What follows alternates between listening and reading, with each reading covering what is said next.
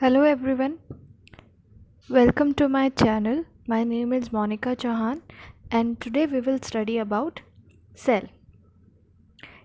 ये chapter class 9th में है, chapter 5 cell the fundamental unit of life.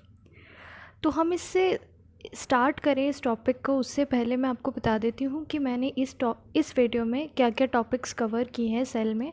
पहले इसका इंट्रोडक्शन, ये टर्म किसने कॉइन किया था, एनिमोलिक्यूल्स और सेल थ्योरी क्या होते हैं। एनिमोलिक्यूल्स मतलब कि एनिमल के मॉलिक्यूल्स, एनिमल्स में किसने सबसे पहले फाइंड किया था कि एनिमल सेल से बने हुए होते हैं। ये सब चीज़ें हम इस वीडियो में पढ़ेंगे। ये वीडियो बहुत शॉर्ट है ताकि आप, ये पूरा सेल टॉपिक कवर नहीं करता पर सेल का इंट्रोडक्शन कवर करता है। Okay, so let's start with the introduction of cell. Cell is the basic structural, functional and biological unit of life. तो इसका पूरा डेफिनेशन का मतलब बताने से पहले मैं आपको बता देती हूँ कि यूनिट का मतलब क्या होता है, कि हम इसे यूनिट क्यों बोल रहे हैं, बेसिक यूनिट क्यों बोल रहे हैं। यूनिट का मतलब होता है single unit which is complete in itself although it can be a part of something larger. इसका मतलब है कि एक ऐसी चीज़ जो खुद में कंप्लीट है लेकिन वो किसी बड़े चीज़ का पार्ट भी है। तो सेल जो होता है वो खुद में ही कंप्लीट है और पूरे जो हमारा पूरा बॉडी स्ट्रक्चर या मल्टी सेलुलर या यूनिसेलुलर ऑर्गेनिजम्स होते हैं, मल्टी सेलुलर ऑर्गेनिज्म में जितने भी कॉम्प्लिकेटेड ऑर्गन्स होते हैं उन सब का पार्ट है, तो वो उससे ही कंस्ट्रक्ट होते हैं। तो cell is the basic structural, functional and biological unit of life. क्योंकि सेल हमारा स्ट्रक्चर भी बनाता है तो वो स्ट्रक्चरल यूनिट है, सेल हमारे फंक्शंस भी कंडक्ट करता है तो वो फंक्शनल यूनिट भी है, और बायोलॉजिकल यूनिट भी है क्योंकि वो हमारे बायोलॉजिकल रिलेटेड भी है। जैसे एग सेल होता है तो वो बायोलॉजिकल यूनिट भी है। समझ में आ गया कि cell is the basic structural, functional and biological unit of life का मतलब क्या होता है। Next point, it is also known as building blocks of life. अब हम इसको बिल्डिंग ब्लॉक्स ऑफ लाइफ क्यों बोल रहे हैं।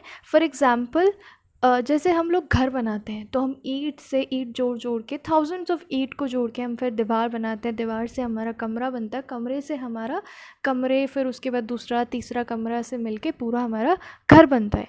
उसी तरीके से सेल जो होती है, थाउजेंड्स ऑफ सेल जॉइन होकर टिश्यू बनाती है, फिर वो टिश्यू ऑर्गन बनाते हैं और ऑर्गन पूरा ऑर्गन सिस्टम बनाता है। तो that's why it is called as building blocks of life.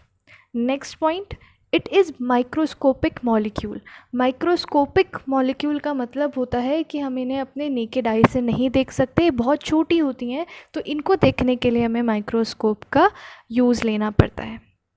Okay, next point, taken from Latin word cella meaning small rooms. ये एक लैटिन वर्ड सेला से लिया गया है जिसका मतलब होता है स्मॉल रूम्स, मतलब छोटे छोटे से कमरे। अब आते हैं टर्म के ऊपर कि ये टर्म किसने कॉइन किया था, cell. The term is coin by Robert Hooke, एक साइंटिस्ट थे, उन्होंने ये टर्म सेल कॉइन किया था, मतलब ये टर्म बताया था कि ऐसा, इस चीज़ को हम सेल बोलते हैं।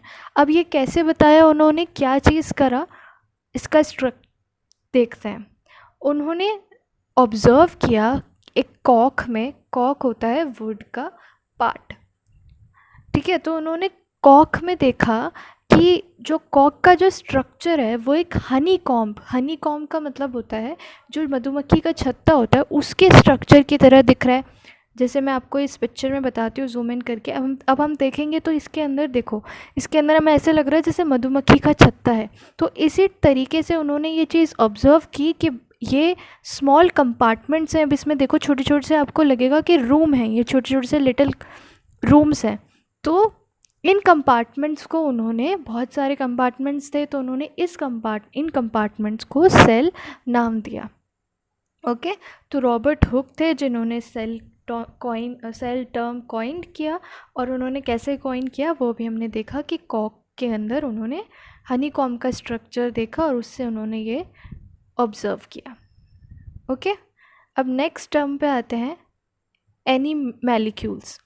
एनिमैलिक्यूल्स का मतलब होता है एनिमल मॉलिक्यूल्स, जिसको अब हम यूनिसेलुलर मॉलिक्यूल्स के नाम से जानते हैं। ये एंटन वॉन लिवेनहॉक जो थे डच साइंटिस्ट, उन्होंने एक एक्सपेरिमेंट किया। तब उन्होंने देखा, उन्होंने अपना खुद का माइक्रोस्कोप बनाया और उस माइक्रोस्कोप से उन्होंने ऑब्ज़र्व किए प्रोटोजोआ, जो कि सिंगल सेल्ड ऑर्गेनिजम्स थे, यूनिसेलुलर ऑर्गेनिजम्स।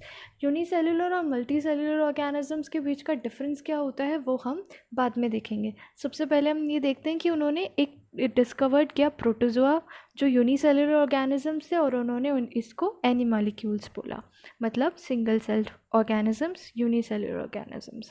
ओके, ये जो एंटन लिवेनहुक हैं, ये वन ऑफ द फर्स्ट स्कोपिस्ट हैं और इन्हें फादर ऑफ माइक्रोबायोलॉजी भी कहा जाता है। अब आते हैं हम लोग सेल थ्योरी पे। सेल थ्योरी के बेसिकली 3 इम्पॉर्टेंट पॉइंट्स हैं, लेकिन उन तीनों पॉइंट्स को समझने से पहले हम 3 साइंटिस्ट के बारे में जानते हैं जिन्होंने ये सेल थ्योरी दी। 3 साइंटिस्ट थे, मैथ्यूस, जैकब सिचलेडन, थियोडोर सिचवान और रुडोल्फ विर्च्यू। इन तीनों की थ्योरीज़ को मिला के हमने सेल थ्योरी बनाई है। तो इनका इंडिविजुअल हम लोग जानते हैं कि इन्होंने किसने क्या क्या दिया। सबसे पहले मैथ्यूस जैकब सिचलेडन ने बोला, ये एक जर्मन बॉटनिस्ट थे, बॉटनिस्ट मतलब जो कि प्लांट्स के बारे में पढ़ाई करते हैं।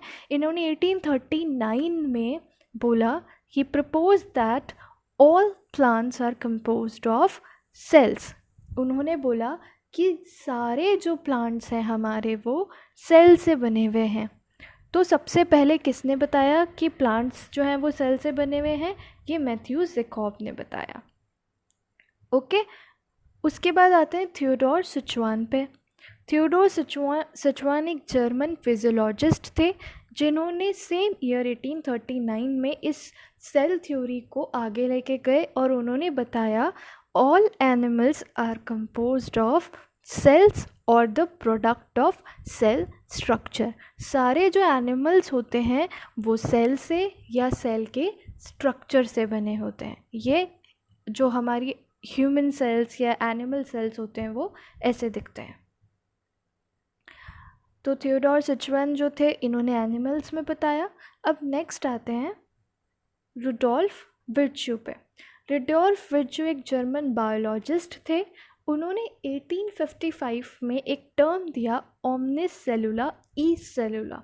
इसका मतलब होता है कि सारे जो सेल्स हैं, जो न्यू सेल्स जो हमारे बन रहे हैं वो प्री एग्जिस्टिंग सेल से बन रहे हैं। जैसे इस पिक्चर में देखो कि जो पहले से जो सेल है उससे ही नया सेल अराइज हो रहा है।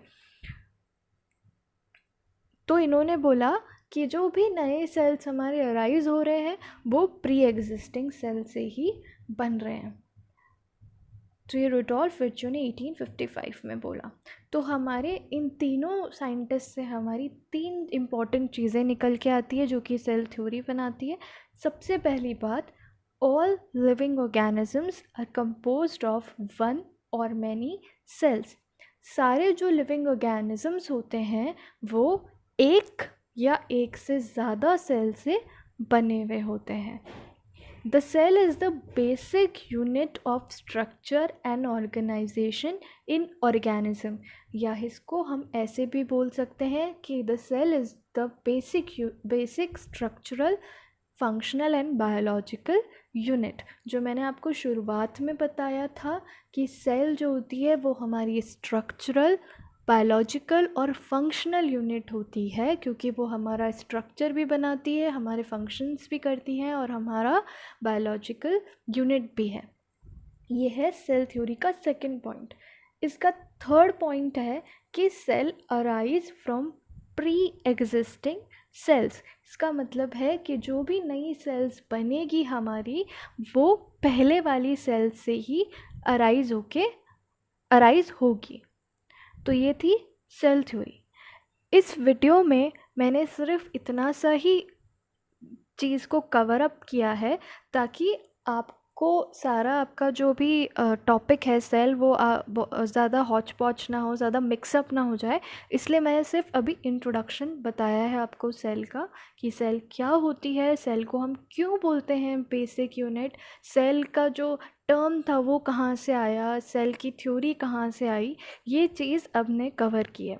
नेक्स्ट वाली वीडियो में मैं आपको इस सेल का आगे का पढ़ाऊँगी, जिसमें हम लोग कवर अप करेंगे कि यूनिसेलुलर और मल्टी सेलुलर ऑर्गेनिजम्स क्या होते हैं, और सेल भी तो किसी चीज़ से बनी हुई होती तो होगी, तो सेल के जितने भी हमारे कंपोनेंट्स होते हैं, सेल ऑर्गेनेलीज, जैसे प्लाज्मा मेम्ब्रेन, न्यूक्लियस, साइटोप्लाज्मा, ये सब हम लोग नेक्स्ट वीडियो में देखेंगे।